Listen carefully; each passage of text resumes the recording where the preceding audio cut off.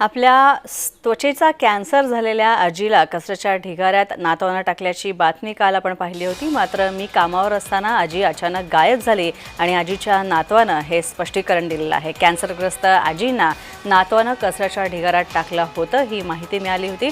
तसंच काल सगळ्या प्रसार माध्यमांवर ही बातमी आपण पाहिलीत। मात्र या संदर्भात आता या आजीच्या नातवानं स्पष्टीकरण दिलेलं आहे। आपण कामानिमित्त बाहेर गेलेलो असतानाच या आजी घरातनं गायब झाल्या असं स्पष्टीकरण या नातवानं दिलं। आरे कॉलेज पोहोचल्यावर मला साहेबांनी सांगितलं की तिला आम्ही कोपरमध्ये ॲडमिट केली। तर तिच्या नाकावर जी जखम आहे ती पहिल्यापासून शुगरमुळे ती झालेली जखम आहे आणि तिला मी नाही सोडली तिकडे। मी ही जी बातमी चालली आहे ही सगळी चुकीची चालली बातमी। चुकीची म्हणजे असं काहीच झालेलं नाही। ती स्वतः घरातून निघून गेली आणि ह्याच्या आधीही ती माझ्याजवळ म्हणजे आता मी 2-3 महिने झाले ती माझ्यापाशी आहे। माझ्या आईची आई आहे म्हणून मी आता 2-3 महिने झाले एक माणुसकीच्या ह्याने मी माझ्यापाशी तिला घेतली सांभाळायला। ती याच्या अगोदर माझ्या मागच्या गल्लीमध्ये राहत होती।